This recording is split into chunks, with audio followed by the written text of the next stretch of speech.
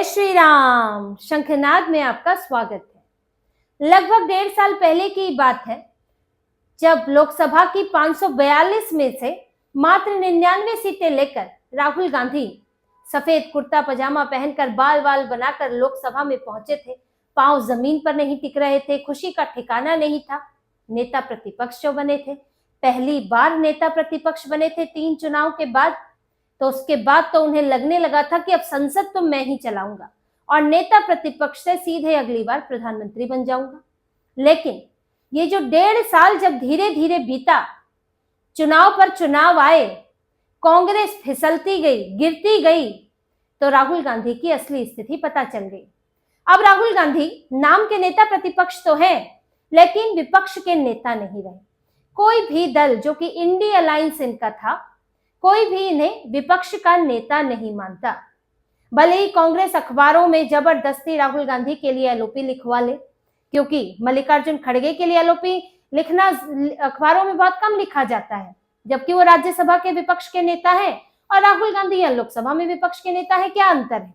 लेकिन राहुल गांधी के लिए एलओपी लिखवाया जाता है। आपको सब जगह लिखने को मिलेगा, देखने को मिलेगा।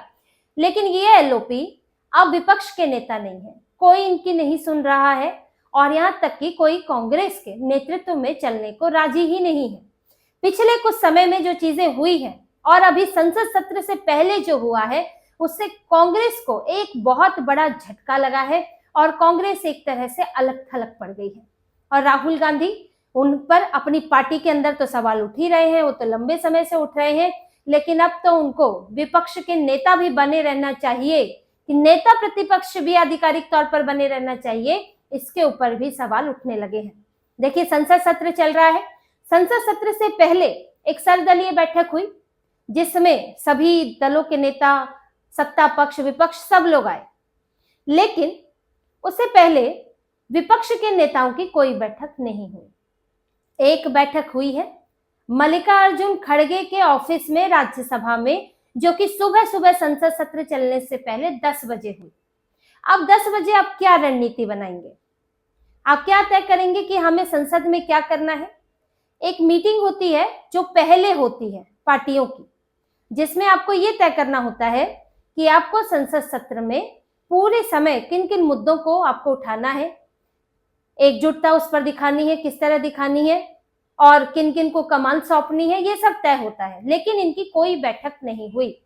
कहने को तो इंडी गठबंधन है, कहने को तो राहुल गांधी एलओपी है, लेकिन सबकी अलग अलग बैठक हुई। कांग्रेस की अलग हुई, टीएमसी की अलग बैठक हुई है, राजद की अलग बैठक हुई और वहां से शिवसेना की अलग बैठक हुई है। इसे लेकर बीजेडी, वो तो इनके इंडिया अलायंस का हिस्सा नहीं है लेकिन विपक्ष में है, उसकी अलग बैठक हुई है और सबकी बैठकें पहले हो गई। ये सर्वदलीय बैठक से पहले हो गई, क्योंकि आपकी रणनीति पहले से तैयार होनी चाहिए कि सर्वदलीय बैठक में तो आपको सत्ता पक्ष बताएगा कि हम ये मुद्दे आने वाले हैं और आप बताइए आप किस पर चर्चा करना चाहते हैं, फिर उस पर एक आपसी सहमति बनाने की कोशिश होती है। लेकिन यहाँ तो सबकी अपनी ढपली, अपना राग है, क्योंकि एक बैठक हुई नहीं। कोई किसी मुद्दे पर चर्चा चाहता है, कोई किसी मुद्दे पर चाहता है, इसलिए सर्वदलीय बैठक में टीएमसी और कांग्रेस में झगड़ा हो गया। टीएमसी चाहती थी कि वंदे मातरम पर चर्चा हो, जो राज्यसभा में एडवाइजरी आई है कि वंदे मातरम और जय हिंद बोलने को लेकर कि आप नारेबाजी नहीं कर सकते हैं और खासतौर से शपथ के दौरान नहीं कर सकते हैं। और ये एडवाइजरी आज की नहीं है, ये एडवाइजरी आई थी 2012 में, लेकिन ये तो स्वतंत्रता के बाद से ही ये चीजें चली आ रही है कि आप संसद कोई नारेबाजी की जगह नहीं है। लेकिन चलिए, क्योंकि बंगाल का चुनाव है तो ममता बनर्जी को मुद्दा बनाना है, इन लोगों को भी बनाना है, तो ममता बनर्जी चाहती थी कि इस पर चर्चा हो, लेकिन कांग्रेस नहीं चाहती थी, क्योंकि कांग्रेस अगर इस पर चर्चा करेगी तो पता चल जाएगा कि ये नियम चलता कब से आ रहा है। कांग्रेस के समय से ये नियम चलता आ रहा है और वंदे मातरम को लेकर कांग्रेस ने क्या किया है, उसमें किस तरह से तुष्टीकरण किया है, चर्चा इस पर होगी।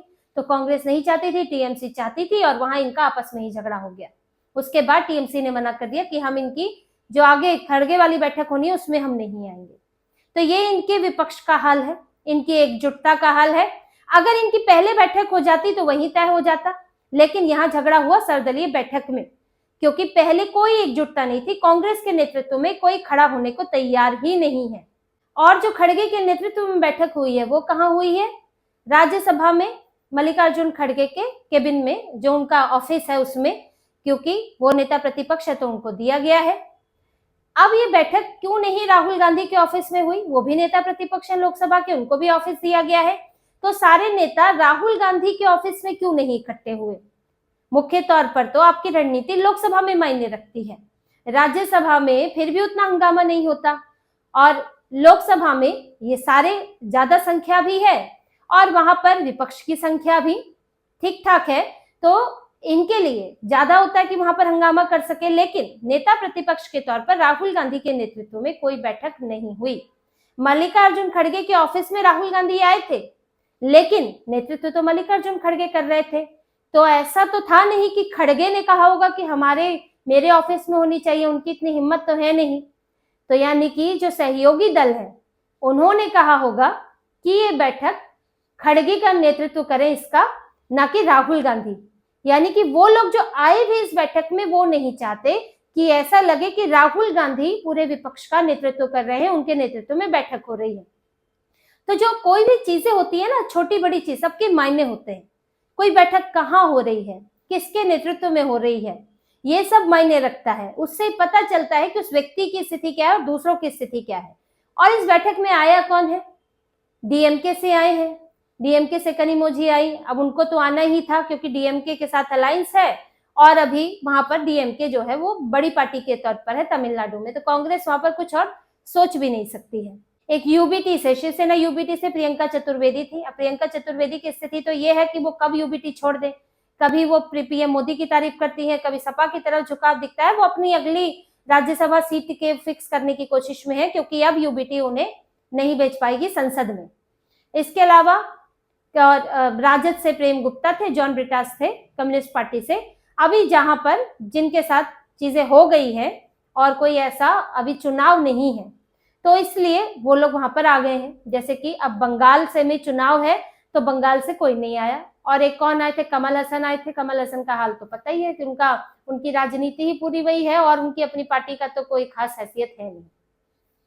तो इनके नेतृत्व में जो बैठक में भी आए हैं वो भी कोई ऐसे नेता नहीं है जिनके कहने से हम आने से ये कहा जा सके कि हाँ पार्टी पूरी चल रही है कांग्रेस के पीछे। और कांग्रेस की भी स्थिति ऐसी है कि कोई उनके पीछे चल नहीं सकता। अभी देखिए, ये लोग एसआईआर वोट चोरी का मुद्दा की बात कांग्रेस कर रही है और 14 दिसंबर को रामलीला मैदान में रैली है, लेकिन इसके लिए विपक्ष के दूसरे नेताओं को कोई न्योता नहीं दिया कांग्रेस ने। क्यों नहीं दिया? क्योंकि इन्हें ये डर लगता है कि ये मुद्दा हाईजैक हो जाएगा। अब अगर उसमें दूसरी पार्टियों के बड़े नेता आएंगे तो राहुल गांधी को कौन पूछेगा? मीडिया में सिर्फ राहुल गांधी का बयान क्यों छपेगा? सभी नेताओं का छपेगा। फिर वो एक इंडी गठबंधन की रैली बन जाएगी, ना कि कांग्रेस की, और राहुल गांधी से फोकस हट जाएगा। इसीलिए ये लोग सिर्फ एसआईआर के खिलाफ और वोट चोरी का जो इनका भ्रामक मुद्दा है उसको लेकर रामलीला मैदान में एक ये रैली करने वाले हैं, और उसमें कोई और विपक्ष का नेता नहीं आएगा। अब जब आप नहीं बुलाएंगे किसी को तो आपके साथ कोई क्यों खड़ा होगा? संसद में यही हो रहा है कि एसआईआर की बात तो छोड़ दीजिए, एसआईआर तो एक अलग मुद्दा है जिसमें कुछ राज्यों में चुनाव है तो वो उठा रहे हैं, लेकिन सबके लिए तो वो मुद्दा है नहीं। अब ये राजद के लिए क्या मुद्दा है? एसआईआर, चुनाव खत्म, तेजस्वी यादव किसी तरह नेता प्रतिपक्ष बनकर अब एडजस्ट कर रहे हैं वहां पर 35 अपने विधायकों के साथ। और राजस्थान और मध्य प्रदेश की बात करें तो वहां तो बीजेपी की ही सरकार है, यूपी में बीजेपी की सरकार है। तो कुछ जगहों पर बंगाल को छोड़कर और डीएमके के साथ छोड़कर इनके साथ है कौन? केरल वाले खड़े नहीं हो सकते क्योंकि वहां तो दोनों कांग्रेस और केरल वाले लड़ते हैं, और दूसरे मुद्दों पर कांग्रेस का कोई साथ देने को राजी नहीं है। आखिर क्यों आपके पीछे कोई चलेगा? या बीजेडी है या जगनमोहन रेड्डी की पार्टी है और भी दल है, वो आपके पीछे क्यों चलेंगे जब आप किसी को बुलाते नहीं है? आप रैली में नहीं बुला रहे, अलग थलग कर रहे हैं और इंडी अलायंस वालों को भी नहीं बुला रहे हैं, तो आपके पीछे कौन चलने वाला है? तो संसद में भी आने वाले समय में कांग्रेस अलग थलग ही नजर आएगी। एसआईआर के अलावा किसी मुद्दे पर इनको समर्थन, वो भी कुछ गिने चुनों से समर्थन मिल रहा है, सबसे समर्थन मिल भी नहीं रहा है। तो यहाँ पूरा बिखरा हुआ विपक्ष दिखने वाला है संसद सत्र में, और उसमें सबसे अलग थलग पड़े होंगे राहुल गांधी, जो नाम के नेता प्रतिपक्ष रह गए हैं, लेकिन अब नेता प्रतिपक्ष वाली इज्जत उनके पास नहीं है, विपक्ष के नेता नहीं है, उनके नेतृत्व में कोई मीटिंग करने को तैयार नहीं है। जो कि पहले उपराष्ट्रपति चुनाव से पहले एक मीटिंग हुई थी जिसमें राहुल गांधी ने लीड किया था, वोट चोरी वाली चीजों पर भी बताया था, लेकिन अब उसके बाद से कोई नहीं आ रहा है इनके पास, क्योंकि लगातार इनके नेतृत्व पर इनकी पार्टी के अंदर से सवाल उठ रहे हैं। दूसरी बात, चुनाव पर चुनाव हार रहे हैं। तीसरी बात, कांग्रेस अपने साथियों को चुनौती देती चल रही है, चाहे राजद हो, चाहे अभी महाराष्ट्र में यूबीटी के साथ गठबंधन तोड़ लिया है, वहां बीएमसी में गठबंधन नहीं करना चाहती है। बंगाल में क्या स्थितियां बनने वाली हैं, अभी यूपी में भी घमासान होना बाकी है और अखिलेश यादव भी अलग अलग मीटिंग कर रहे हैं, अलग अलग अपने हिसाब से चल रहे हैं। उन्होंने तो एक तरफ वो एसआईआर के खिलाफ तो बोलते हैं, लेकिन दूसरी तरफ कहते हैं एसआईआर में फॉर्म भरो और जो भी गड़बड़ है वो मुझे बताओ, हमारी पार्टी को बताओ। और ऐसे में राहुल गांधी अब इन्हीं सांसदों के बीच में एकमात्र सांसद बनकर रह गए हैं और उन्होंने जो उनको हवाई जो उनको चीजें लग रही थी 1.5 साल पहले जब वो लोकसभा में आए थे, अब वो बिल्कुल आसमान से धरातल पर गिर चुके हैं, कहे धरातल के अंदर भी उनकी स्थिति धस चुकी है। वहीं शीतकालीन सत्र के पहले दिन कांग्रेस ने हंगामा भी किया और मल्लिकार्जुन खड़गे को किरण रिजिजू से अच्छा खासा सुनना भी पड़ा। पहले लोकसभा में इन्होंने एसआईआर को लेकर हंगामा किया, वेल के पास आ गए, चलने नहीं दी तो स्पीकर ओम बिरला ने उनको स्थगित कर दिया लोकसभा को। इसके बाद राज्यसभा में नए स्पीकर आए हैं, सीपी राधाकृष्णन, जो कि अभी चुनाव जीते थे उपराष्ट्रपति का, उनकी जगह पहले जगदीप धनखड़ थे। तो उन पहले ही दिन स्वागत के समय मल्लिकार्जुन खड़गे ने ताना मारना शुरू कर दिया, तंज कस दिया कि आप उस तरफ ज्यादा मत देखिएगा, वो अन्याय होगा, इस तरफ कम मत देखिएगा, वो भी अन्याय होगा। साथ ही जगदीप धनखड़ को भी लेकर कहने लगे कि हम पिछले स्पीकर को, उपराष्ट्रपति को विदाई भी नहीं दे पाए, इसका बड़ा दुख है। इस पर जो है सीधे फिर किरण रिजिजू और जेपी नड्डा इन्होंने भर भर कर सुनाया, कहा कि आप ही वो लोग हैं जिन्होंने जगदीप धनखड़ के खिलाफ शिकायत तक की थी, उनके खिलाफ अविश्वास प्रस्ताव तक लाना चाहते थे और आज आपको लग रहा है, आप कह रहे हैं, ये बात उठा रहे हैं कि हम विदाई नहीं दे सके। तो अगर आप ये सब बातें जो कि अभी बोलने का कोई मतलब नहीं बनता है, इसका कोई संबंध नहीं है, अगर आप ये बातें उठाएंगे तो फिर आपकी भी चीजें खुलेंगी कि आपने पूर्व उपराष्ट्रपति के खिलाफ यहाँ संसद के अंदर क्या क्या किया था। तो इस सब के साथ जो वही चिरपरिचित अंदाज है विपक्ष का, कांग्रेस का, अभी इन्होंने पहले दिन की शुरुआत उसी तरह से की है, लेकिन आगे ये क्या सामंजस्य के साथ चल पाते हैं या अपने अपने मुद्दों पर अपना अपना राग इनका चलता है, ये आने वाले समय में बिखरते हुए विपक्ष के साथ दिख जाएगा। तो इसी तरह की और खबरें और विश्लेषण आपके लिए लाते रहेंगे। हमसे जुड़े रहिए, सब्सक्राइब कीजिए, कमेंट कीजिए। बहुत बहुत धन्यवाद। जय श्री राम।